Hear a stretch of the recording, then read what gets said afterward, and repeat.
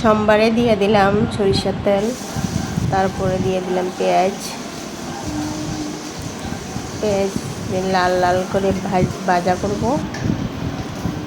পেঁয়াজ লাল লাল ভাজা হয়ে গেছে গা, আমি এখন কচুরলতিগুলো দিয়ে দিচ্ছি। এই কচুরলতিগুলো আমাদের বাড়ির ক্ষেতের। দিয়ে দিলাম নুন, হলুদের গুঁড়া, তারপরে কাঁচা লঙ্কা পেস্ট আর কাশ্মীরি লঙ্কার গুঁড়া।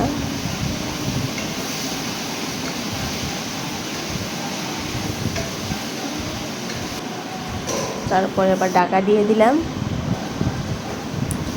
কচুরলতিগুলো সিদ্ধ হয়ে গেছে, এবার আমি দিয়ে দেব জল।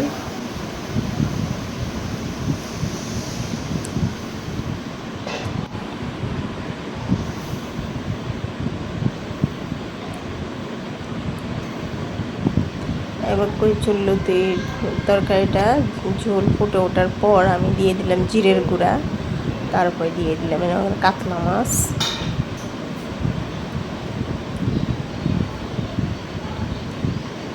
এদিকে আবার ছেলে টিভি চালাই রাখছে, আর টিভি সাউন্ডও আমার ভিডিওর মধ্যে উঠে আছে। আমিও ভিডিওটা এডিট করতেছিলাম। কচুরলতির রেসিপিটা আমার হয়ে গেছে গা, কাতলা মাছ দিয়ে কচুরলতির ঝোল। এই রেসিপিটা কিন্তু দারুণ হয়েছিল। এই দেখুন আমি নামিয়ে নিলাম। ছোট্ট একটা ভিডিও শেয়ার করলাম বন্ধুরা। কচুরলতির রেসিপিটা আপনাদের কেমন লাগলো কমেন্টে জানাতে ভুলবেন না। ধন্যবাদ সবাইকে, ভালো থাকবেন।